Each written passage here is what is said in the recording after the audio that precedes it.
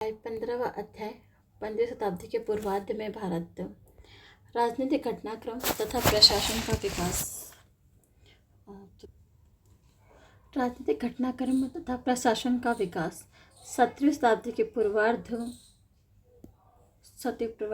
कुल मिलाकर भारत के प्रगति और विकास का काल था। इस काल में मुगल साम्राज्य दो सुयोग्य बादशाहों जहांगीर और जहांगीर 1605 से 27 और शाहजहां 1628 से 58 ने शासन किया।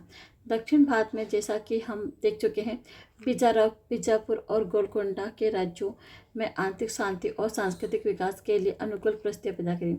मुगल शासकों ने अकबर के अधीन विकसित शासन प्रणाली को सुदृढ़ बनाया, राजपूतों के साथ दोस्ताना रिश्ता कायम किया और अफगानों और मराठों जैसे शक्तिशाली तत्वों के साथ मित्रता का संबंध स्थापित करके साम्राज्य के आधार को और भी अधिक विस्तृत बनाने का प्रयत्न किया। उन्होंने अपनी राजधानियों की सुंदर इमारतों से सजाया, जिनमें कई संगमरमर से बनी हुई थी। उन्होंने मुगल दरबार में देश के सांस्कृतिक जीवन का केंद्र बनाने की कोशिश करी। मुगलों ने भारत की पड़ोसी एशियाई शक्तियों जैसे ईरान, उज्बेकों, उस्मानिया, तुर्कों के साथ इस देश के संबंधों को स्थिरता प्रदान करने में रचनात्मक भूमिका निभाई। इस प्रकार उन्होंने भारत के विदेशी व्यापार के मार्ग को और प्रशस्त करा।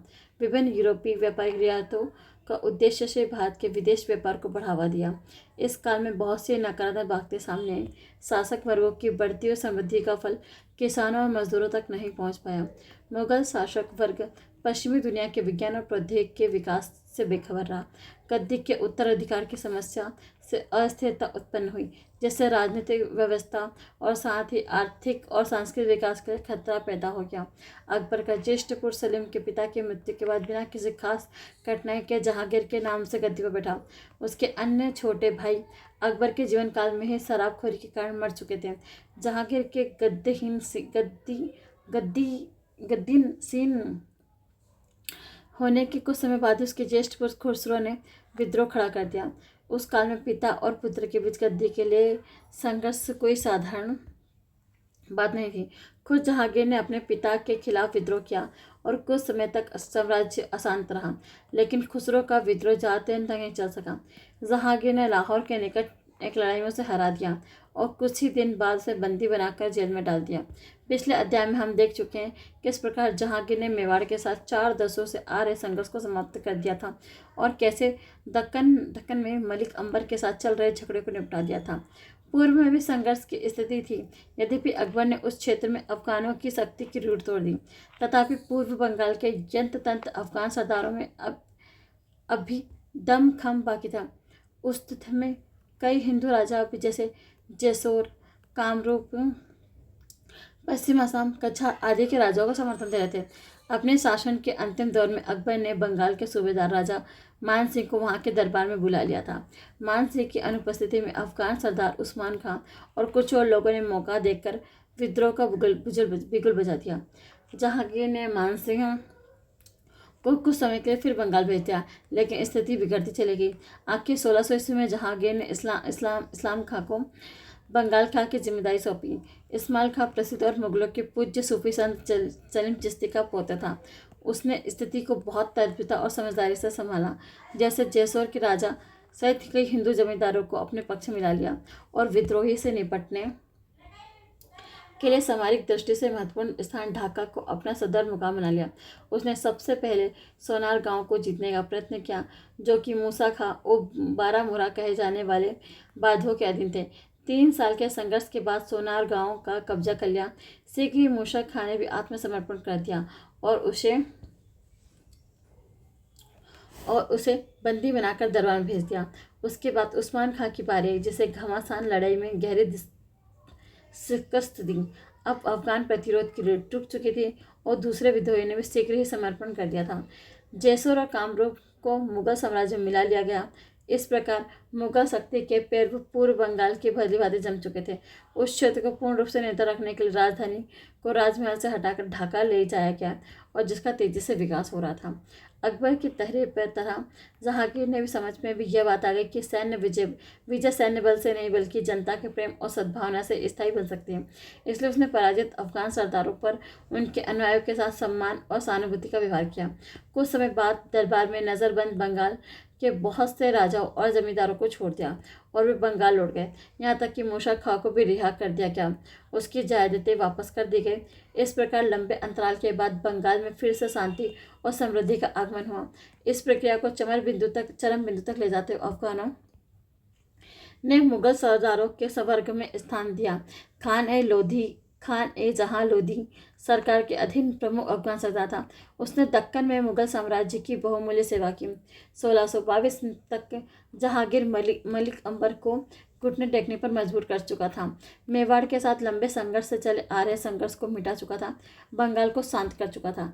जहांगीर अब कम उम्र में 51 वर्ष का ही था। उसे मालूम था कि मुगल साम्राज्य शांति के एक लंबे युग का उपभोग करेगा। केवल 2 घटनाओं की स्थिति को बिल्कुल उलट दिया। इनमें से एक तो थी ईरान के द्वारा कंदहार की विजय, जिससे मुगल प्रतिष्ठा को गहरा आघात लगा। दूसरी घटना जहांगीर के तेजी से गिरते हुए स्वास्थ्य संबंधित थी। इसमें शहजादों के बीच उत्तराधिकारी के लिए अंदर ही अंदर चल रही खींचतान ने खुली प्रतिद्वंद्विता का रूप ले लिया। सरदार लोग अपनी अपनी शक्ति बढ़ाने के लिए सक्रिय उठे। इन घटनाओं ने नूरजहां को राजनीतिक के अखाड़े में उतार दिया। नूरजहां शेर अफगान नामक ईरानी से नूरजहां का विवाह करना, बंगाल के मुगल सूबेदार के साथ लड़ाई और शेर अफगान को मारा जाना, जहांगीर के एक बुजुर्ग रिश्तेदार के पर नूरजहां को ठहराना, 4 साल बाद 1611 में जहांगीर के साथ उसका निकाह होना, नूरजहां के जीवन में सबसे प्रशंसनीय सुविधे थे और जहां उन्हें दुल्हाने की जरूरत नहीं। विचारवान इतिहासकार इस बात में विश्वास नहीं करते कि जहांगीर उसके प्रथम पति की मृत्यु के लिए जिम्मेदार था। संयोग से मीना बाजार में जहांगीर का उससे मिलना, विवाह कर लेना कोई सामान्य बात नहीं थी।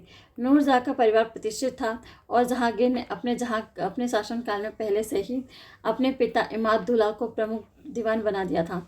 उसका एक बेटा खुसरो के विद्रोह में उसके साथ हो गया था, जिसे कुछ समय बगैर ये इमादुद्दौला अपने पद से वंचित होना पड़ा, लेकिन फिर उसे अपने पद पर प्रतिष्ठित कर दिया गया। इस पर उसकी योग्यता परख हो चुकी थी। इसके बाद अब जहांगीर से नूरजहां का विवाह हो गया, मुख्य दीवान बना दिया गया। परिवार के अन्य सदस्यों को वैवाहिक संबंध का लाभ मिला, उनके मनसबों के दर्जे बढ़ा दिए गए। इमादुल्ला योग्य, समर्थ और वफादार अधिकारी साबित हुआ। 10 साल बाद इमादुद्दौला मृत्यु तक कामकाज में उसका काफ़ी प्रभाव रहा। नूरजहां का भाई आसफ खां भी विद्वान और योग्य व्यक्ति था। उसे खान ए समान नियुक्त किया गया था। वह पद में किसी सरदार को दिया जाता था। सम्राट का पूर्ण विश्वास होता था कि वो अपनी बेटी का विवाह खुर्रम शाहजहां से कर दिया तो खुसरो के विद्रोह और कैद होने के बाद पिता का विशेष प्रिय बन गया था। कुछ आधुनिक इतिहासकारों की राय है कि अपने पिता और भाई से मिलकर तथा खुर्रम को साथ करके नूरजहां ने एक गुट बना लिया है तथा जिससे जहांगीर को पूरा तरह साध लिया है। नतीजा यह हुआ, इस गुट का समर्थन के बिना कोई भी सरकारी सेवा में तरक्की नहीं कर सकता था। इस दरबार में 2 गुट में बंट गया था, नूरजहां का गुट और उसका विरोधी गुट। इन इतिहासकारों का यह भी कहना है कि नूरजहां की राजनीतिक महत्वाकांक्षा कारण अंत में उसके और खुर्रम के बीच दरार पड़ गई। इसलिए खुर्रम ने 1622 में अपने पिता के खिलाफ विद्रोह कर दिया। लेकिन कुछ दूसरे इतिहासकार इस राय पर सहमत नहीं हैं। उनका कहना है कि जहांगीर की आत्मकथा से स्पष्ट है कि 1622 में उसके स्वास्थ्य में गिरावट आने के पहले अभी सभी महत्वपूर्ण फैसले वो खुद करता था। इस दौर में नूरजहां की यथार्थ राजनीतिक भूमिका स्पष्ट नहीं है। शाही गृहस्थी पर उसका दबदबा था और फारसी परंपराओं पर आधारित नए नए फैशन चलाती थी। उसके प्रभाव के कारण दरबार में फारसी कला संस्कृति पर प्रतिष्ठा बहुत बढ़ चुकी थी। नूरजहां हमेशा जहांगीर के साथ रहती थी। चूँकि वह अच्छी घुड़सवार और निशानेबाज थी, इसलिए जहांगीर के शिकार के लिए निकलने पर वह साथ हो लेती थी। अतः जहांगीर को वह प्रभावित तो कर सकती थी। अपने पैरवी कराने के बहुत से लोग उसके पास पहुँचते थे, लेकिन जहांगीर किसी गुट या नूरजहां पर निर्भर नहीं था। वह सरदार तथा कथित गुट की कृपा पात्र नहीं थे। उन्होंने अभी अपनी योग्यता और बारी के अनुसार तरक्की मिलती है। इससे प्रकट होता है जहांगीर की निर्भरता की बात तो सही नहीं है। शाहजहां का उत्थान नूरजहाँ के समर्थन के बजाय अपने गुणों और उपलब्धियों के कारण हुआ। नूरजहाँ की अपनी महत्वाकांक्षाएं थी, जहांगीर बेखबर नहीं था। बहरहाल इस युग में किसी भी शासक के लिए संभव नहीं था कि वह किसी भी सरदार या शहजादे को इतनी शक्तिशाली बन जाने दे जो उसी के सत्ता को चुनौती देने लगे थे। जहांगीर और शाहजहां के बीच संघर्ष का यही बुनियादी कारण था। शाहजहां का विद्रोह। विद्रोह का तत्कालीन कारण शाहजहां का कंधार जाने से इनकार कर देना था। कंधार पर ईरानियों ने आक्रमण कर दिया। शाहजहां ने उनसे निपटने के लिए भेजा जा रहा था। शाहजहां का आशंका था कि यह लड़ाई लंबी चलेगी और कठिन होगी। उसकी अनुपस्थिति के दौरान दरबार में उसके खिलाफ साजिश की जाएगी, इसलिए उसने तरह तरह की बातें सामने रखी, जैसे कि सेना की पूरी कमान उसके हवाले करना, जबकि उस सेना के दक्कन की लड़ाई में तपे परखे सेनापति भी शामिल थे। पंजाब पर पूरा अधिकार, अनेक महत्वपूर्ण किलों पर नियंत्रण। जहांगीर उसके इस रवैये से आग बबूला हो उठा। उससे विश्वास हो गया कि शहजादा विद्रोह पर उतारू हो गया, सो उसके कड़े पत्र लिखे और उसे दंडित करने के लिए कदम उठाए। इससे स्थिति और बिगड़ गई और शहजादे ने खुल्लम खुला विद्रोह कर दिया। उस समय शहजादा मांडू में था। खजाने पर कब्जा करने के लिए वह तेजी से आगरा की ओर बढ़ा। शहजादे मुगलों की दक्कनी सेना का पूरा समर्थन प्राप्त था। वहां तैनात सभी सरदार उसके साथ थे। गुजरात और मालवा के समर्थन की घोषणा कर दी गई और उसने उसके ससुर आसफ खां और दरबार में कई सरदार भी उसके पक्ष में थे। तथापि दिल्ली के निकट हुई लड़ाई में महाबत खां की फौज ने शाहजहां को हरा दिया, लेकिन शहजादे की सेना की मेवाड़ी टुकड़ी जिस पर बहादुर से लोहा लिया था उसके कारण पूर्ण पराजय से बच गया। एक और सेना शाह की गुजरात छीनने को भेजी जा गई। शाहजहां मुगल प्रदेशों में जहां जहां भागता उसका पीछा किया जाता रहा। आखिर उसने अपने कल तक के शत्रु दक्षिणी शत्रु के वहां पनाह ली, लेकिन शीघ्र ही वह दक्कन पार करके उड़ीसा पहुंच गया। वहां के सूबेदार को संभालने का मौका ही नहीं मिला और उसने बंगाल और बिहार पर कब्जा कर लिया। महाबत खां को फिर से उसने सिर उठाने का दायित्व सौंपा। उसने तेजी से कार्रवाई की। लाचार होकर शाहजहां को फिर दक्कन लौटना पड़ा और इस बार मलिक अंबर का समझौता किया। इस बार फिर से मुगलों से लोहा लेना पड़ रहा था। कुछ ही दिन बाद शाहजहां ने जहांगीर को क्षमा याचना और अपनी दुर्दशा का वर्णन करते हुए पत्र लिखी। जहांगीर को लगा यही अपने सबसे योग्य और पराक्रमी बेटे को माफ करके उसने सुलह करने का समय है। सो पिता पुत्र में समझौता हो गया। उसे अपने 2 बेटों द्वारा और औरंगजेब को बंधक के तौर पर दरबार में भेजना पड़ा और बादशाह ने उसके खर्च के लिए दक्कन में एक इलाका उसे सौंप दिया। ये बात 1626 की है। महाबत खां। शाहजहां के विद्रोह ने मुगल साम्राज्य को 4 वर्षों तक फंसाए रखा। फलस्वरूप कंधार मुगलों के हाथ से निकल गया और दक्कनियों ने मुगलों को सौंपे गए अपने सारे प्रदेशों को फिर से कब्जे में लेने का मौका मिल गया। इससे मुगल व्यवस्था की एक कमजोरी भी उजागर हुई और यह थी सफल शाहजादा भक्ति का एक अलग केंद्र बन जाता था, खासकर तब जबकि बादशाह स्वयं सर्वोच्च सत्ता संभालने का इच्छुक था, वो उसके योग्य नहीं रह जाता। शाहजहां हमेशा यह आरोप लगाता था कि जहांगीर के स्वास्थ्य में गिरावट आने के बाद सारी वास्तविक सत्ता नूरजहां के बेगम के हाथों में चली गई है। इस आरोप को स्वीकार करना कठिन है, क्योंकि स्वयं शाहजहां को स्वस्थ आसफ खां शाही दीवान था। इसके अलावा खराब स्वास्थ्य के बावजूद जहांगीर मानसिक रूप से सजग रहता था। उसके अनुमोदन के बिना कोई निर्णय नहीं लिया जा सकता था। जहांगीर की बीमारी में एक और खतरा पैदा हो गया था। वो यह था कि कोई भी महत्वाकांक्षी सरदार इस परिस्थिति का लाभ उठाकर सर्वोच्च सत्ता हथिया सकता था। एक अप्रत्याशित घटना से यह वास्तविकता सामने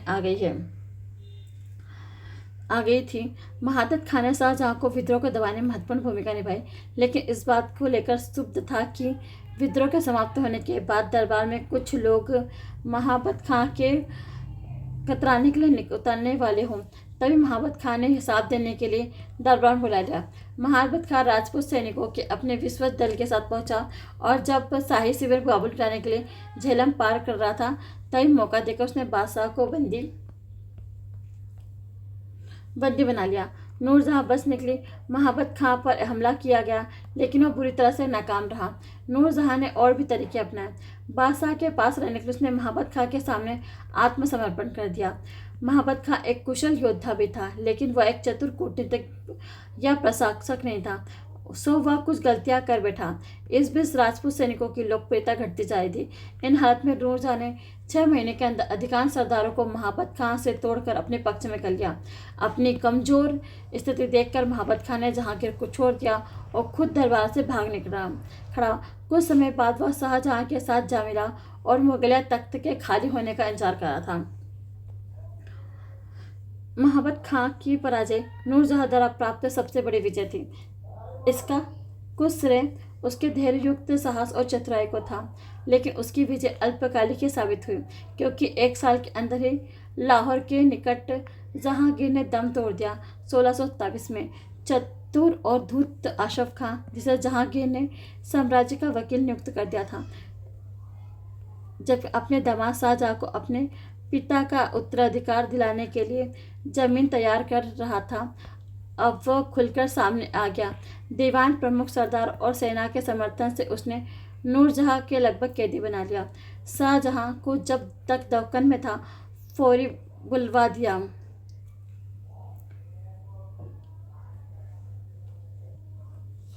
और पहुंचा, और उसने पूरे हर्षोल्लास सहित हैसियत उससे गद्दी पर बैठा दिया। इससे पहले शाहजहां के आदेश पर उसने सभी प्रतिद्वंदियों को, जिनमें उसका बंदी भाई, रिश्ते का भाई भी शामिल था, मौत की घाट उतार दिया। यह एक ऐसी नाजिर थी जिसके नतीजे मुगल राजवंश के लिए बहुत खराब साबित हुए। वैसे तो इसका सबसे पहला दृष्टांत स्वयं दिवंगत बादशाह के सामने रखा जाता था। शाहजहां ने खुद को भी दोहराया और इसका कड़वा फल उसे अपने जीवन के अंतिम दौर चखने को मिला। यहाँ तक कि नूरजहाँ का संबंध गद्दी पर बैठने के बाद शाहजहां ने उसके खर्च के लिए एक निश्चित रकम तय कर दी। 18 साल बाद अपनी मृत्यु तक नूरजहाँ की निष्क्रिय जीवन व्यतीत करती रही। शाहजहां का शासनकाल 1628 से 58 बहुमुखी प्रतिद्वंद और हलचलों का काल था। हमें शाहजहां की दक्कन नीति का लेखा जोखा पहले ही ले चुके हैं। अब हम मुगलों की विदेश नीति पर विचार करेंगे, जो शाहजहां के अधीन अपनी चरम परिणति को प्राप्त हुआ।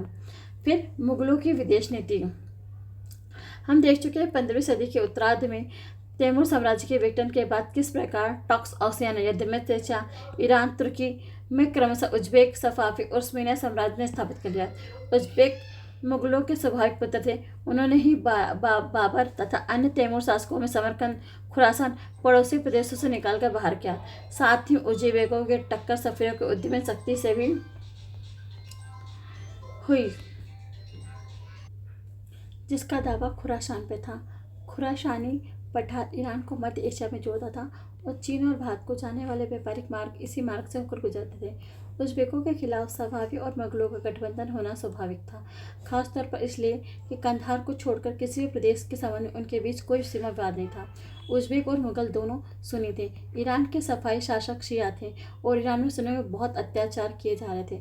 उज्बेकों ने इस सांप्रदायिक मतभेद का लाभ उठाने की कोशिश करी, लेकिन मुगल इतने उदार थे कि सांप्रदायिक के नाम पर उनकी भावना उभारने और उज्बेक कोशिश को कोई परिणाम नहीं निकला।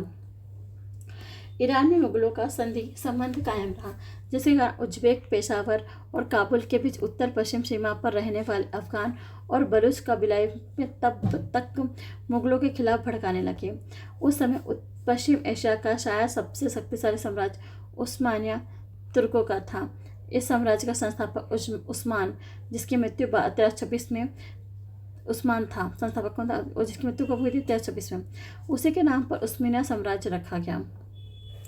उस्मानियों ने 1529 तक के एशिया माइनर तुर्कों और पूर्वी यूरोप के अलावा सीरिया, मिस्र और अरब को जीत लिया।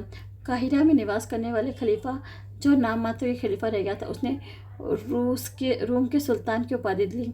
बाद में उन्होंने बादशाह इस्लाम का खिताब अपना लिया। ईरान में सिया शक्ति के उदय से उस्मानिया साम्राज्य के पूर्वी बाजू को खतरा पैदा हो गया। उस्मानी सुल्तानों को एहसास था कि उन्हें आशंका थी कि खुद के प्रदेशों में सिया संप्रदाय को प्रोत्साहन दिया जाए।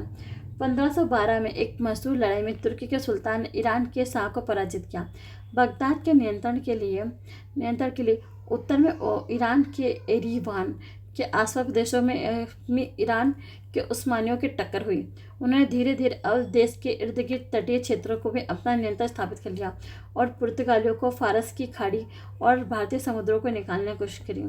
पश्चिम में उस्मानियों की ओर से उपस्थित खतरे को देखते हुए ईरानियों ने मुगलों से दोस्ती करने में अपनी भलाई देखी, खासतौर पर इसलिए कि पूर्व में उन्होंने आक्रामक उज़्बेकों का सामना करना पड़ा। मुगलों ने ईरान के खिलाफ उस्मानिया, उज़्बेकों और मुगलों का त्रिपक्षीय गठबंधन में शामिल होने से इनकार कर दिया। इससे एशिया का शक्ति संतुलन बिगड़ गया और ऐसी स्थिति उत्पन्न हो गई कि उन्हें उज़्बेकों का सामना अकेले करना पड़ता था। ईरान के साथ मित्रता करना मध्य एशिया के साथ व्यापार को बढ़ावा देने में सहायक हो सकता था। यदि मुगलों के पास एक शक्तिशाली नौसेना होती तो शायद तुर्कों के साथ निकटता का संबंध स्थापित करने की कोशिश करते। तुर्की भी एक नौसैनिक शक्ति था जो भूमध्य सागर के क्षेत्र में यूरोपीय ताकतों के खिलाफ संघर्ष में जुटा हुआ था। इसके अलावा मुगल तुर्की से भी संबंध करने से इसलिए विदग्ध थे कि वे अब्बासी खलीफा के उत्तराधिकारी के रूप में तुर्की के सुल्तानों की श्रेष्ठता का दावा करने में तैयार नहीं थे। वे कुछ बातें थी जिसे मुगलों की विदेश नीति निर्धारित थी।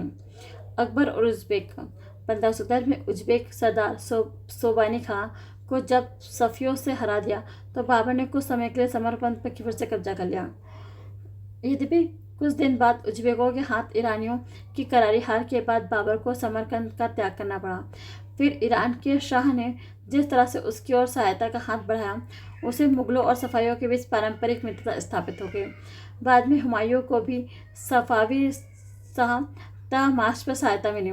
यह बात तब की जब हाथ में उखाड़े जाने के बाद हुमायूं ने उसके दरबार में शरण ली थी। अब्दुल्ला ग्रह उज़्बेक के अधीन 16वीं सदी में 70 वाले दशक में उज़्बेक साम्राज्य का प्रादेशिक विस्तार बहुत तेजी से हुआ। 1572 से 73 में अब्दुल्ला खां उज़्बेक ने बल पर अधिकार कर लिया। बक्सा खां से मिलकर बल्क मुसलमानों ने उज़्बेकों को एक दूसरे से अलग रखने वाले पर इस प्रकार काम किया। 1577 ईस्वी में अब्दुल्ला खां ने अकबर के पास एक दूत मंडल भेजकर अकबर के सामने ईरान को आपस में बांट लेने का प्रस्ताव किया। शाह तहमस्प की मृत्यु 1576 के बाद ईरान में अराजकता और अव्यवस्था फैली। अब्दुल्ला उज़्बेक ने आग्रह किया कि अकबर को भारत में सेना लेकर ईरान पर चढ़ाई कर देनी चाहिए ताकि वो संयुक्त प्रयत्नों से इराक, खुरासान, फारस के सियाओं से मुक्त करा सकें। अकबर पर इस तरह के सांप्रदायिक संहिता के नाम पर जो अपील का कोई असर नहीं हुआ।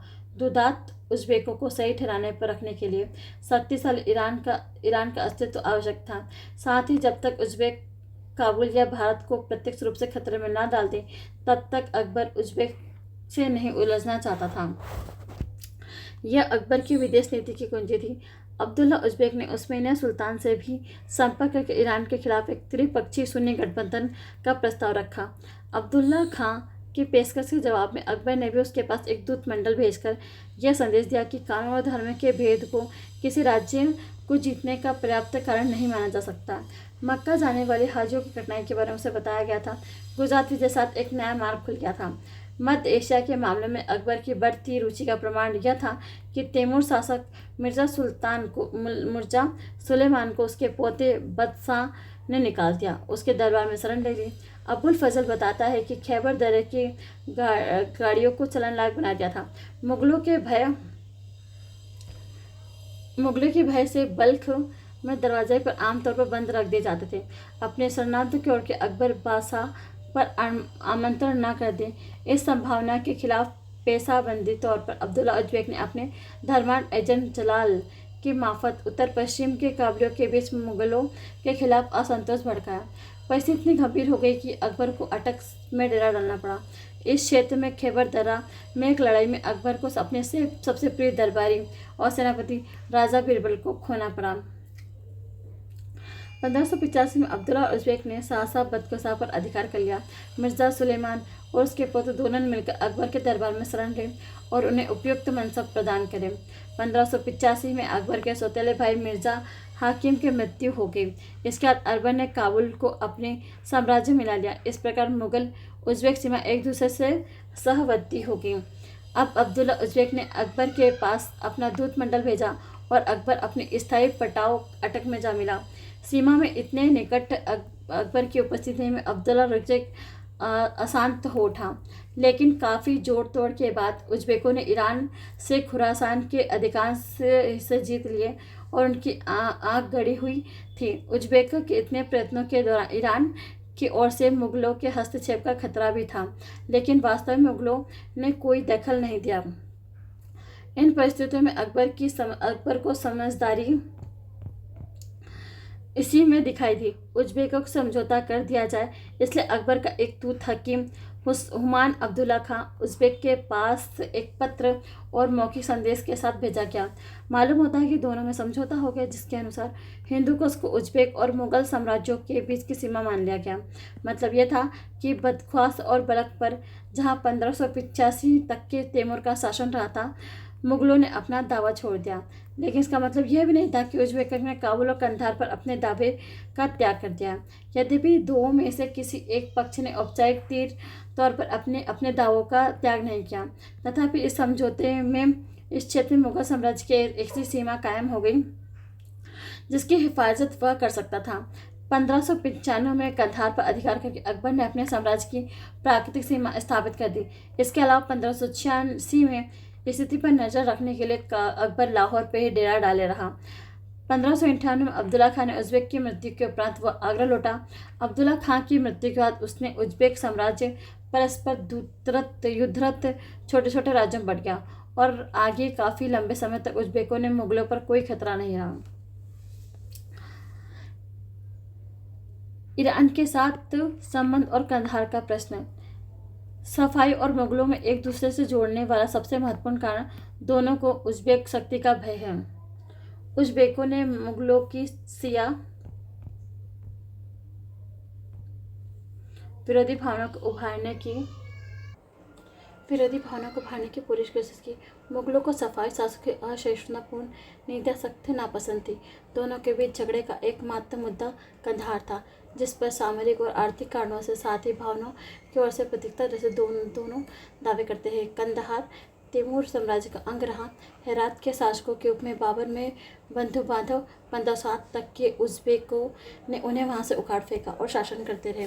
सामरिक दृष्टि से देखें तो कंधार काबुल की रक्षा के लिए अत्यंत महत्वपूर्ण था।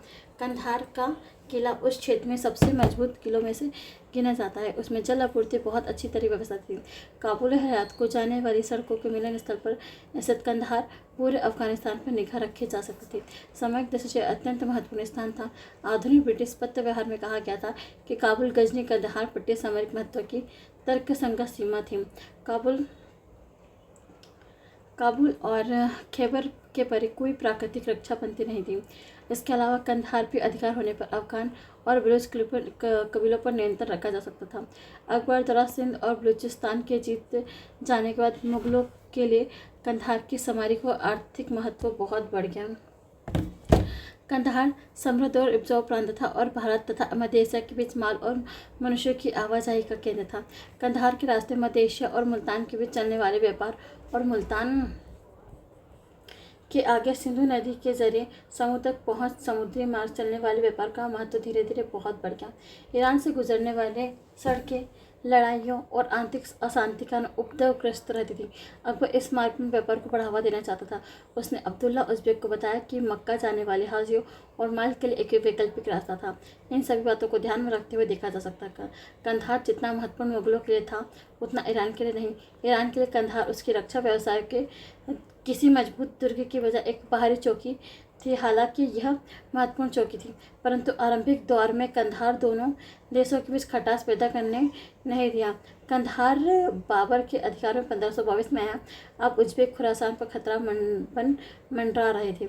इस स्थिति के मद्देनजर ईरानियों ने मुगलों के कंधार विजय पर कोई गंभीर आपत्ति नहीं की, लेकिन हुमायूं ने तहमाशप के दरबार में शरण मांगी और इस शर्त पर शरण देने को राजी हुआ कि कंधार को जिस उन दिनों हुमायूं मजबूर था, सो उसे सहमत दोनों पड़ा और उसकी जिद्दत हुमायूं उस पर काबिज होने पर बहाने बताने लगा। वस्तुतः कंधार उसके द्वारा काबुल में कमरान के खिलाफ की जाने वाली सैनिक कार्रवाई के अड्डे का काम कर रहा था। हुमायूं की मृत्यु के बाद फैली अनिश्चितता का लाभ उठाकर तहमाशप ने कंधार पर अधिकार कर लिया। अकबर ने उसे फिर जीतने की कोशिश की और मुलतवी रखी, और जब तक अब्दुल्ला खां के नेतृत्व में उज़्बेक खान और मुग़लों ने खतरा नहीं बन गया।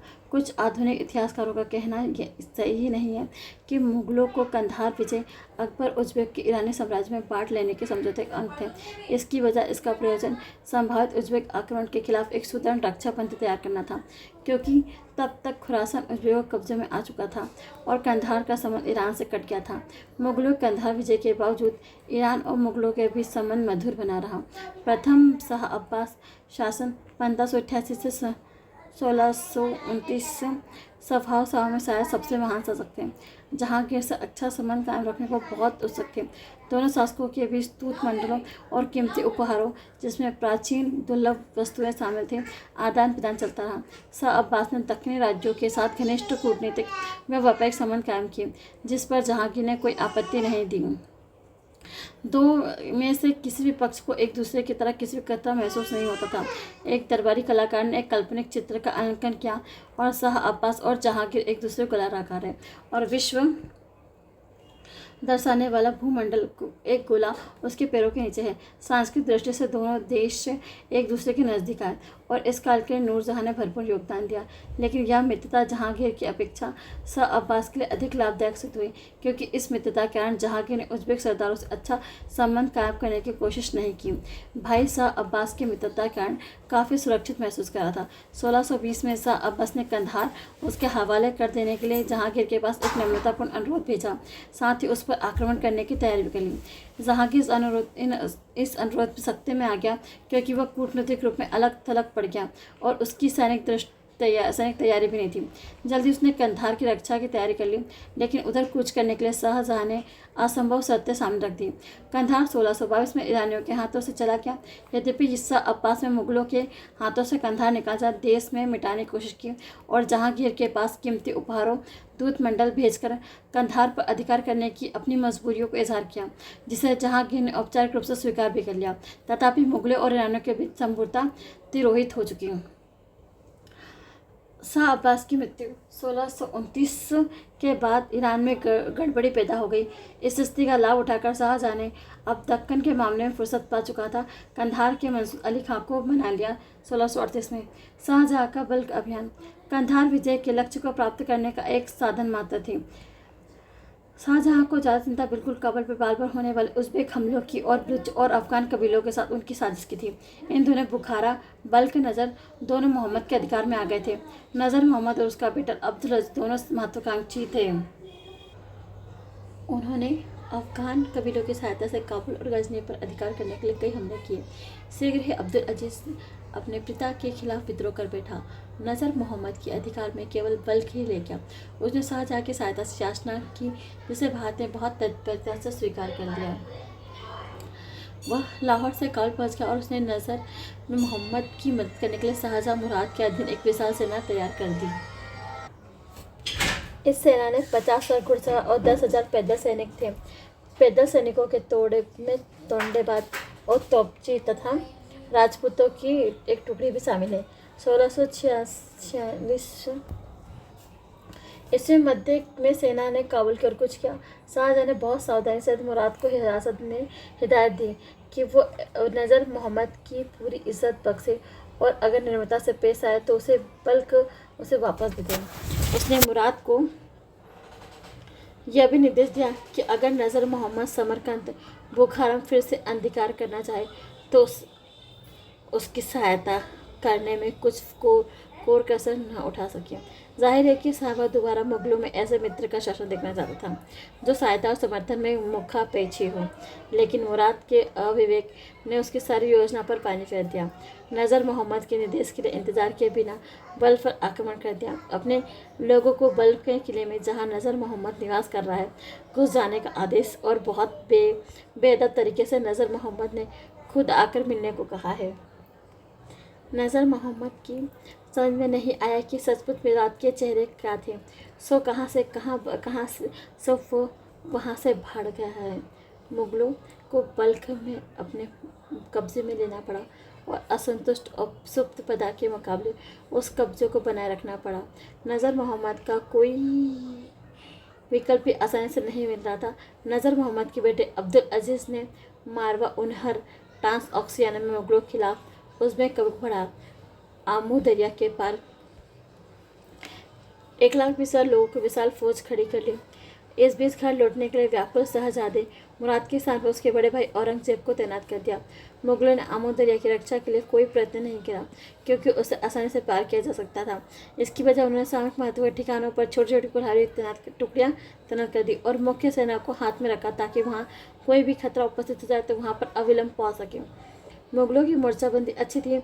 अब्दुल अजीज आमू दरिया को पार तो कर लिया, लेकिन इस पार आते ही उसने पाया कि उसके सामने विशाल मुगल वाहिनी खड़ी थी। अलग अलग मोर्चे पर होने वाली लड़ाई में बल्ख के प्रवेश द्वारों पर के बाहरी मुगलों ने उज़्बेकों के पैर बिल्कुल उखाड़ दिए। 1697 बल्ख में मुस्लिम विजय से उज़्बेकों के साथ समझौता वार्ता का रास्ता खुल गया। अब्दुल अजीज़ के उज़्बेक समर्थक हवा में काफूर हो गए। अब उसने मुगलों की मुफ्तर हासिल करने की कोशिश शुरू कर दी। नज़र मोहम्मद भी, जिसने बल्ख में भागकर ईरान से पनाह ली थी, मुगलों के निवेदन किया कि उनका साम्राज्य उसे लौटा दिया जाए। काफ़ी सोच समझ के बाद शाहजहाँ ने नज़र मोहम्मद और मेहरबानी करने का फैसला किया, लेकिन उसने कहा था कि वह शाहजादा औरंगजेब से माफ़ी मांगे और उनके सामने सिर झुकाए। यह मुगलों की भूल थी क्योंकि स्वभाव में उज़्बेक शासक के खुद को इस हद तक गिरा लेने की आशा करना बेकार था, खासकर इसलिए उसे मालूम था कि मुगलों के लिए बल्ख पर अधिक दिनों तक अपना अधिकार कायम रखना असंभव है। नज़र मोहम्मद के व्यक्तिगत रूप से उपस्थित होने की निरर्थक आशा पर बैठे रहने के बाद आखिर अक्टूबर 1687 में मुगलों ने बल्ख को छोड़ दिया क्योंकि सर्दी के मौसम में तेजी आ गई थी और बल्ख तक मुगलों का रसद पानी नहीं पहुंच रहा था। चारों ओर से सिर पर मंडराते उज़्बेकों के वैरी गिरोह के कारण उनके वापसी एक तरह के हार में बदल गया। मुगलों को बहुत मुसीबत झेलनी पड़ी, लेकिन औरंगजेब की दृढ़ता ने उन्हें विनाश से बचा लिया। शाहजहाँ ने बल्ख अभियान को लेकर आधुनिक इतिहासकारों के बीच काफ़ी विवाद रहा। ऊपर की विवरण से स्पष्ट हो रहा है कि शाहजहाँ मुगल साम्राज्य की सीमा को तथाकथित वैज्ञानिक प्रगति यानी आमू दरिया तक ले जाने की कोशिश नहीं कर रहा था। आमू दरिया, जैसा हम देख चुके हैं कि कोई रक्षाबंदी नहीं हो सकती, ऐसी बात भी नहीं है कि शाहजहाँ मुगलों के वतन समरकंद और फगना को जीतने की इच्छा से वही था। हालांकि मुगल शासक इस बात को अक्सर किया करता था। मालूम होता है कि शाहजहाँ का उद्देश्य था कि बल्ख और बदस में कोई मित्र शासक हो, क्योंकि ये दोनों प्रदेश काबुल की सीमा से लगे हुए थे और 1550 तक तैमूरियों ने इन पर शासन किया था। उन्हें भरोसा था कि अगर इन प्रदेशों में अनुकूल शासन होगा तो गजनवी के इर्द गिर्द खैबर दर्रे के निवास करने वाले अफगान कबीलों के बागी तेवरों को भी नियंत्रित रखने में सहायता मिलेगी। सैनिक दृष्टि से अभियान सफल रहा। मुगलों ने बल्ख को जीत लिया और उन्हें उखाड़ने के लिए उज़्बेक प्रयत्नों को विफल कर दिया। इस क्षेत्र में भारतीय सेना की यह प्रथम विजय थी। इस पर शाहजहाँ की खुशियाँ मनाना वाजिब था। बल्ख में लंबे समय अरसे तक अपने प्रभाव को कायम रखना मुगलों के दूध से बाहर की बात थी। ईरानियों के विरोध और प्रतिकूल आबादी के मुकाबले राजनीतिक दृष्टि से भी वैसा करना कठिन था। कुल मिलाकर देखें तो बल्ख अभियान कुछ समय के लिए मुगलों की सैनिक प्रतिष्ठा तो बढ़ी, परंतु इसने कोई राजनीतिक लाभ नहीं हुआ। उन्हें शाहजहाँ की इतनी मेहनत से अकबर के द्वारा खड़ी की गई काबुल गजनी कधार रक्षा पंक्ति को कायम करने में आग्रह तो कर रखा था, मनुष्य और अन्य साधनों को आवश्यक क्षति से बचा सकता था। बहरहाल नज़र मोहम्मद जब तक जीवित रहा मुगलों के साथ दोस्ती निभाता रहा और दोनों के बीच दूत मंडलों का आदान प्रदान बराबर चलता रहा। मुगल ईरानी संबंधों का अंतिम चरण। बल्ख में जीत हासिल करने के बाद मुगलों के हाथ में लगभग कुछ नहीं आया और उन्हें वहां मजबूरी से हटना पड़ा। इसने काबुल क्षेत्र में उज़्बेकों की शत्रुता और खैबर गजनी क्षेत्र में अफगान कबीलों के उपद्रव से फिर प्रारंभ हो गए। यह सब देखकर ईरानियों का साहस बढ़ा और उसने कंधार पर आक्रमण करके फिर से उसे कब्जा कर लिया। 1649 में इस शहंशाह के अहंकार को बहुत ठेस पहुंची और उसने स्वयं मुगल शासक के अधीन एक के बाद एक 3 सेना ठुमके कंधार को फिर से जीतने के लिए भेजी। पहला आक्रमण 50,000 की सेना के साथ बल्ख अभियान के नायक औरंगजेब ने किया था। यद्यपि मुगलों ने किलों से बाहर ईरानियों को हरा दिया, तथापि ईरानियों का संकल्प युक्त युक्ति प्रतिरोध में मुगल उस पर कब्जा नहीं कर पाए। 3 साल बाद औरंगजेब के नेतृत्व में किया गया दूसरा आक्रमण भी विफल रहा। सबसे जबरदस्त आक्रमण अगले साल 1653 में दारा के नेतृत्व में किया गया। दारा शाहजहाँ का सबसे प्यारा पुत्र था। दारा को उम्मीद थी कि अपना विशाल सेना के बल पर वह किले के अंदर के लोगों को भूख प्यास से तड़पा तड़पा कर आत्मसमर्पण करने पर मजबूर कर देगा, लेकिन ऐसा कुछ नहीं हुआ। 2 सबसे बड़ी तोपों को बड़ी कठिनाई से खींचकर कंधार लाया गया और वे भी किले को भेद नहीं पाए। कुछ इतिहासकारों का कहना है कि कंधार में मुगलों की विफलता मुगल तोपखाने कमजोरी की द्योतक थी, लेकिन यह बात सही मालूम होती है। मुगलों की विफलता से वस्तुतः जो बात सूचित होती है वह यह है कि किला इतना मजबूत था कि यदि उसकी कमान किसी सुयोग्य सेनापति के हाथों में होती तो उसे भेद नहीं सकता था। इसके अलावा मुगलों की नाकामयाबी मध्यकालीन तबके की नाकामयाबी साबित होती है। दक्कन में मुगलों का अनुभव ऐसा ही रहा था, लेकिन हम कह सकते हैं कि कंधार से शाहजहाँ का लगाव यथार्थ पर आधारित न होकर भावात्मक था। उज्बेकों और सफाइयों की बढ़ती हुई कमजोरी के कारण अब कंधार का सैनिक महत्व वैसा नहीं रह गया था जैसे पहले था। मुगल प्रतिष्ठा का अगर बट्टा लगा था तो वह कंधार खोने से नहीं बल्कि उसकी सैनिक कार्रवाइयों की बार बार विफलता से लगा था। लेकिन प्रतिष्ठा की इस हानि को और भी बढ़ा चढ़ाकर नहीं आंकना चाहिए, क्योंकि मुगल साम्राज्य आगे औरंगजेब के शासनकाल तक अपनी शक्ति और प्रतिष्ठा के शिखर पर स्थित था। यहाँ तक कि अभिमानी उस्मानिया सुल्तान ने भी 1680 में औरंगजेब का समर्थन प्राप्त करने के लिए उसके पास एक दूत मंडल भेजा। औरंगजेब ने कंधार को लेकर चलने वाले निरंतर संघर्ष को आगे जारी न रखने का फैसला किया और चुपचाप ईरान के साथ कूटनीतिक संबंध फिर से प्रारंभ कर दिए। 1668 में ईरान के साथ द्वितीय ने अब्बास के मुगल दूत का अपमान किया और औरंगजेब के खिलाफ अपमानजनक बातें कही, यहाँ तक कि उसके साम्राज्य पर आक्रमण करने की धमकी दी। द्वितीय अब्बास के इस व्यवहार के कारण स्पष्ट नहीं। इसके बाद पंजाब और काबुल में मुगलों की गतिविधियाँ काफ़ी तेज हो गई, लेकिन कुछ खाटी गति और इसके पहले द्वितीय अब्बास की मृत्यु हो गई। उसके अत्याचारी बहुत मामूली आदमी थे, इसलिए फिलहाल ईरान की ओर से भारतीय सीमा में कोई खतरा नहीं रह गया था। यह खतरा तब से 50 वर्ष अधिक बाद नादिर शाह और ईरान शाह के बनने पर फिर उपस्थित होगा। इस प्रकार देखा जाए कि मुगल कुल मिलाकर उत्तर पश्चिम में एक वैज्ञानिक सीमा तक कायम रहे। इसका आधार एक और हिंदू का था तो दूसरी ओर काबुल गजनवी पंक्ति, जिसमें परे कंधार किला पड़ता था। इस प्रकार बुनियादी विदेश नीति का आधार भारत की सुरक्षा थी। इस सीमा के सुरक्षा को और भी पुख्ता किया कूटनीतिक साधनों से। ईरान के साथ मित्रता उस किटी का मुद्दा था, यद्यपि कंधार को लेकर दोनों के बीच अस्थायी तौर पर बिगाड़ भी पैदा हुआ। पुराने मुगल मूल स्थानों का बदलाव उस स्थानों पर फिर से अधिकार करने की बार बार जो घोषणा की जाती थी वह कूटनीतिक चाल थी, क्योंकि उस घोषणा का अमल करने का कभी कोई गंभीर प्रयास नहीं किया गया। मुगलों द्वारा अपनाए गए ये सैनिक कूटनीतिक उपाय भारत को विदेश से आक्रमण लंबे समय तक सुरक्षित रखने में काफ़ी सफल हुए। मुगलों की विदेश नीति एक और विशेषता थी, यह उस समय प्रमुख एशियाई देशों के साथ समानता के संबंधों पर आग्रह करते थे। इस्लाम के पैगंबर के साथ अपने रिश्तेदारी के आधार पर अपने लिए विशेष स्थिति का दावा करने वाले सफाही साहब और बादशाह इस्लाम का खिताब अपनाने वाले बगदाद के खलीफा के उत्तराई होने का दावा करने वाले उस्मानिया सुल्तान भी इसके अपवाद नहीं थे। तीसरे मुगल ने अपने विदेश नीति का इस्तेमाल भारत के व्यापारिक हितों को साधने के लिए किया। काबुल और कंधार मध्य एशिया के साथ भारत के व्यापार के 2 द्वार थे। मुगल साम्राज्य के लिए इस व्यापार के आर्थिक महत्व का मूल्यांकन करना आवश्यक है। प्रशासन का विकास, मनसबदारी व्यवस्था और मुगल सेना। अकबर द्वारा स्थापित प्रशासन तंत्र और राजस्व व्यवस्था में जहांगीर और शाहजहां ने मामूली फेरबदल जारी किया, परंतु मनसबदारी व्यवस्था में कार्य पद्धति में महत्वपूर्ण परिवर्तन किए गए। अकबर के अधीन अपनी सैनिक टुकड़ी के खर्च के लिए मनसबदार को औसतन 240 रुपये प्रतिवर्ष सवार दिए जाते थे। बाद में जहांगीर के शासनक्रम उसे घटाकर 200 रुपये कर दिए। अलग अलग सवारों की उसकी राष्ट्रीयता घोड़े के स्तर पर अनुसार अदायगी की जाती थी। जैसे मुगल सवार को भारतीय, मुसलमान या फिर राजपूत सवार से ज़्यादा पैसा दिया जाता था। मनसबदार को कुल वेतन में से 5% उस उद्देश्य के पास अपने पास रखना पड़ता था। अचानक कोई जरूरत आ पड़े तो उस पर खर्च करे। मुगल मिश्रित सैनिक टुकड़ियों के पक्ष में थे। हर टुकड़ी में ईरानी, तुरानी, मुगल, भारतीय, अफगान, मुसलमान बराबर संख्या में रखने की आवश्यकता है। इस उद्देश्य से अलग अलग कबीलों नस्लों के लोगों को इकट्ठे रहने और आपस में एकजुट होकर न मिल सके, लेकिन खास प्रसंगों में मुगल राजपूत सैनिकों में टुकड़े रखने छूट दी गई थी। इस काल में कई और परिवर्तन किए गए। इस वेतन कम करने की प्रवृत्ति दिखाई दी। जैसा कि ऊपर देखे तो सवार को दिए जाने वेतन में जहांगीर ने कमी कर दी।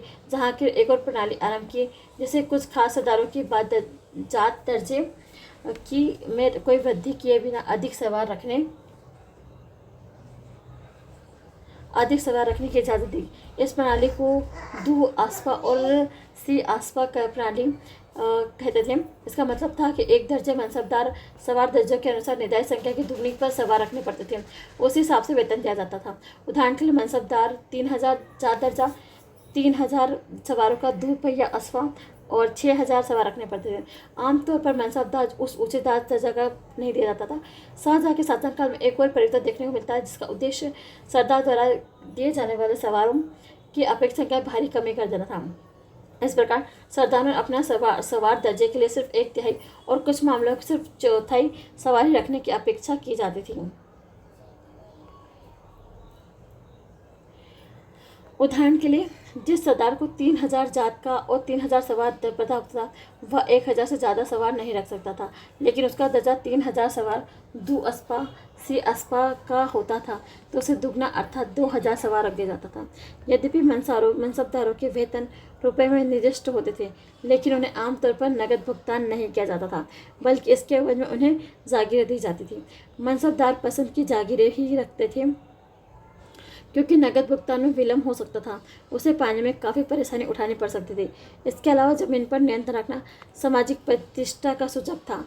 सोच समझ कर तैयार किए गए दर्जों का एक सोपान की व्यवस्था करके उसके कार्यों और दायित्वों के सामने पूरी बारीकी के साथ नियम बनाकर मुगलों ने सरदारों के वर्ग को नौकरशाही का रूप दे दिया, लेकिन वो भूमि अपने सामंती लगाव को नहीं मिटा सके।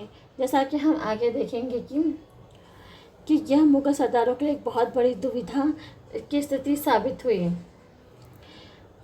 जागीरदारों के आवंटन के राजस्व विभाग को एक बही रखनी पड़ती थी, जिसमें विभिन्न क्षेत्रों की कूदी गई आमदनी दर्ज होती थी, लेकिन लेखा रुपयों में नहीं बल्कि दामों में दिखाया जाता था। इस दस्तावेज में जमादामी आमदनी कहा जाता है। मनसबदारों की बढ़ती संख्या और कई दूसरों कारणों से राज्य के वित्तीय साधनों पर बहुत दबाव पड़ा, इसलिए समस्या के समाधान के लिए उपयुक्त परिवर्तन को समाप्त सिद्ध नहीं हुए। अगर सभी के वेतन पर भारी कटौती की जाती तो सरदारों में असंतोष फैलता, जो शासकों को रास नहीं आता। इसलिए एक नई युक्ति अपनाकर सरदार अपने सवार दर्जे के अनुसार रखे जाने वाले सवारों और घोड़ों की संख्या में भी कमी कर दी गई। युक्ति के अनुसार मनसबदारों का वेतन सालाना की बजाय माहवारी पैमाने पर तय किया जाए, जैसे 10 मासा, 8 मासा, 6 मासा, 5 मासा पैमाने पर। उसी के अनुसार उनके लिए निर्धारित सवारों की संख्या में कमी कर दी गई।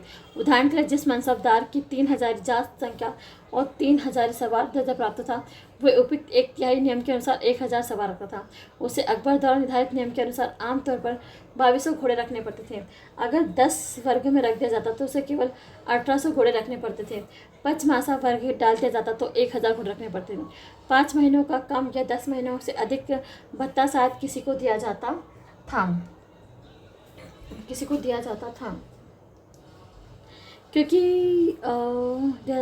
माहवारी आधार पर जागरूक की आमदनी में गिरावट में कोई संबंध नहीं था, क्योंकि माहवारी पैमाना जागीरदार मनसारों पर नहीं बल्कि नगद वेतन पाने वालों पर लागू किया जाता था। शाहजहाँ के शासनकाल में खेती की जमीन में क्षेत्रफल का विस्तार हुआ, नकदी फसलों के उत्पादन में वृद्धि हुई, जमादामी या जागीर की आमदनी बढ़ोतरी हुई, लेकिन इस बढ़ोतरी के साथ इस काल में कीमतों में भी तेजी आई। उल्लेखनीय कि मुगलों की सेवा में भर्ती के जिन अधिकांश मराठों को 5 मासा पैमाने पर उससे कम के महीनों पर पैमाने पर मनसब दिए गए। इस तरह श्रेणी विन्यास में उन्हें ऊंचा दर्जा दिया गया, लेकिन उनके द्वारा रखे जाने वाले घोड़ों और सवारों की वास्तविक संख्या उनके दर्जदार निर्दिष्ट संख्या में बहुत कम होती थी। जैसा कि हम देख चुके हैं, घुड़सवार सेना में कार्यकुशलता के थके या घायल घोड़े के एवज में इस्तेमाल किए जाने वाले घोड़ों की उपलब्धता बहुत आवश्यक है। इसलिए शाहजहाँ के शासनकाल में कुल मिलाकर मुगल अश्वारोही सेना की कुशलता में कुछ कमी ही आई होगी। मुगलों की मनसबदारी प्रथा काफ़ी जटिल थी। उनकी कुशलता से काम करना कई बातों पर निर्भर था। डाक प्रणाली जागीर प्रथा का सही अमल भी शामिल होता है। डाक प्रणाली पर ठीक से अमल न होने पर राज्य ठगा जाता। यदि जमादामी को बढ़ा चढ़ाकर दिखाया जाता तो जागीरदार को वाजिब वेतन नहीं मिल पाता। तो उसमें असंतोष पैदा होता। वे निर्धारित समय में सवार और घोड़े नहीं रखते। कुल मिलाकर देखें तो शाहजहाँ के अधीन मनसबदारी व्यवस्था सुचारू रूप से चलती रही। इसका कारण था कि प्रशासन की ओर बहुत सावधानी से ध्यान दिया और अधिकारी को बहुत सोच समझ के सुयोग्य व्यक्ति का ही चयन करना था। उनके सही बजट बहुत कुशल और समझदार थे। सरकारी पदों के लिए सावधानी पूर्वक सही व्यक्तियों का चयन, कड़ा अनुशासन, तरक्की और इनाम की एक निश्चित प्रणाली, इन सब तमाम बातों ने मुगल सरदारों को वफादार और कुल मिलाकर भरोसेमंद वर्ग का रूप दे दिया, जिसने अपने प्रशासनिक दायित्व और कर्तव्य का उचित निर्वाह किया और साम्राज्य की रक्षा और इसका विस्तार किया। मुगल सेना, जैसा कि ऊपर कहा गया है कि घुड़सवार मुगल सेना की प्रमुख वाहिनी थी। मनसबदार अधिक से अधिक घुड़सवार जुटाते थे। मनसबदारों के अलावा मुगल शहंशाह भी फुटकर घुड़सवार रखते थे। आबादियों भद्र घुड़सवार कहा गया। उनके वेतन दूसरे घुड़सवार से काफ़ी ज़्यादा होते थे। वे बहुत ही विश्वस्त सैन्य दल के सदस्य होते थे। उनकी भर्ती स्वयं शहंशाह करते थे और उनकी हाजिरी लेने के लिए अलग अधिकारी होते थे। अहमदी 5-5 घोड़े भी रखते थे, लेकिन कुछ ऐसे अहमदी भी थे जिनमें से 2 एक ही धड़ घोड़े की हिस्सेदारी करते थे। अहमदियों के कर्तव्य बहुमुखी होते थे। शाही कार्यालयों के अधिकतर मुंशी, दरबार के चित्रकार, शाही खानों के फोरमैन इसी सैन्यदार से चुने जाते थे। बहुत से अहदियों को सहायकों यानी एंड जुटकों और शाही फरमानकों पर नियुक्त किया जाता था। वहाँ के पदों पर नियुक्त किया जाता था। शाहजहाँ के शासनकाल में उनकी संख्या 7,000 थी। उन्हें अक्सर लड़ाइयों में भेजा जाता था। वहाँ उन्हें सेना की अलग अलग हिस्सों में वितरित कर दिया जाता था। बहुत से अहमदी कुशल बंदूकों और धनुधरों के तौर पर काम करते थे। ठीक है। फिर अहमदियों के अलावा शहंशाह एक शाही अंगरक्षकों यानी बालाशाही का एक और दल राजमहल के सशस्त्र पहरेदार भी रखते थे। वे लोग घुड़सवार होते थे। वे नगर, दुर्ग और राजमहल में पैदल काम करते थे। पैदल सैनिक की संख्या खासी बड़ी थी, लेकिन वे कई हिस्सों में बटे हुए थे। उनमें बहुत से लोग बंदूकची थी। 3 से 7 रुपये तक की मासिक वेतन पाते थे। यही लोग असली पैदल सेना में थे। लेकिन पैदल सैनिकों में भारवाहक, नौकर चाकर, हरकरारे, तलवारबाज, पहलवान, गुलाम भी शामिल होते हैं। गुलामों की संख्या उतनी थी जितनी कि सल्तनत काल में थी। उन्हें खाना पीना, कपड़ा लत्ता, वास्ता शाही परिवार के लोगों से मिलता था। कभी कभी गुलाम अहमदी का पद हासिल कर लेते थे, लेकिन सामान्यतः पियादगानों का दर्जा निम्न होता था। मुगल शहंशाह के पास लड़ाई में काम आने के लिए हाथियों का एक विशाल हाथीखाना होता था। साथ ही सुसंगठित तोपखाना के 2 हिस्से थे। एक तो था भारी तोपखाना, और इस तोपखाने को तोपों का इस्तेमाल किलों की रक्षा और शत्रु के किलों को भेजने के लिए किया जाता था। तोपें बहुत भारी भरकम होती थी, इधर उधर ले जाना मुश्किल होता था। दूसरा हल्का तोपखाना, जो तोपखाने को आसानी से कहीं भी ले जाया जा सकता था। जब भी शहंशाह चाहता था तो तोपखाने उसके साथ चलते थे। मुगलों को अपने तोपखाने की कार्यकुशलता सुधार करने के लिए बहुत फिक्र रहती थी। आरंभ में बहुत से उस्मानी और पुर्तगालियों ने तोपखाना विभाग में रखा। औरंगजेब के शासनकाल में मुगल तोपखाने में काफ़ी सुधार हुआ। अब तोपखाना विभाग विदेशियों को मुश्किल से ही नौकरी मिलती थी। बड़ी बड़ी तोपें कभी कभार आकार में ज़रूरत के हिसाब से ज़्यादा विशाल होती थी। जैसा कि एक आधुनिक लेखक का कहना है कि ये दावनाकार तोपें शत्रु को जिस तरह हानि पहुँचाती थी उससे ज़्यादा आवाज़ करती थी। उन्हें एक दिन में कई बार चला जा सकता था। उनके फट जाने से तोपचियों के परकच्चे उड़ा देने का खतरा बराबर बना रहता था। लेकिन फ्रांसीसी यात्री बर्नियर में जो शाहजहाँ के साथ लाहौर और कश्मीर गया था, हल्के तोपखाने को बहुत प्रभावी पाया। कहता है उसने 50 मैदानी तोपों शामिल थी। वो सब पीतल की बनी हुई थी। तोप एक सुगढ़ और भली भांति से रंगी पुती गाड़ी पर रखी होती थी, जिसमें 2 बहुत अच्छे घोड़े खींचते थे और तीसरा घोड़ा हर वक्त जरूरत काम आने पर साथ रखा जाता था। तोपें हाथियों और ऊँटों पर ढोई जाती थी। मुगल सेना की संख्या का ठीक अनुमान लगा पाना कठिन है। शाहजहाँ के अधीन उसमें कोई 2 लाख घुड़सवार थे, जिनमें जिलों में और फौजदारों के साथ काम आने वाले घुड़सवार शामिल नहीं थे। औरंगजेब के अधीन उनकी संख्या 2,40,000 पर पहुँच गई थी। शाहजहाँ के अधीन पैदल सैनिकों की संख्या 40,000 होने का अनुमान है, जिनमें गैर लड़ाका लोग शामिल नहीं थे। औरंगजेब के अधीन उनकी संख्या शायद इतनी ही रही थी। उस समय पश्चिम और मध्य एशिया के पड़ोसी राज्यों में और तथा यूरोपीय राज्यों में फौजों की तुलना में मुगल फौज इतनी कार्यकुशलता थी, इस प्रश्न का उत्तर देना कठिन है। यद्यपि बर्नर जैसे कई यूरोपीय यात्रियों ने मुगल सेना की कार्यकुशलता के बारे में प्रतिकूल टिप्पणी की, लेकिन बर्नर के विवरण का ध्यान से विश्लेषण करने पर मालूम होता है कि मुगल सेना के बारे में उसने जो भी बात कही है उसका संबंध मुगलों की पैदल सेना से था, जिसने न केवल अनुशासन था, न ही साहित्य काव्यवाद अभ्यास, वह असंगठित और उसका सही नेतृत्व प्राप्त नहीं था। यूरोप में पैदल सेना का विकास दूसरे तरीके से हुआ था। फील्ड गन नाम से प्रसिद्ध एक खास किस्म की बंदूक के विकास के साथ 17वीं सदी में पैदल सेना यूरोप में एक ध्रुविक शक्ति बन गई और वह घुड़सवार सेना को भी बखूबी मात दी सकती थी। उनका साथ भारत को भारी कीमत चुकाकर 28 सदी में चखने को मिला। ईरानियों के साथ बराबरी से टक्कर देने वाले उज़्बेकों के खिलाफ बल की लड़ाई में मुगलों ने जो कामयाबी हासिल की, उससे मालूम होता है कि मुगल मध्य एशियाई और ईरानी सेनाओं के 19 नहीं पड़ती। उनकी असली कमजोरी नौसेना क्षेत्र में थी।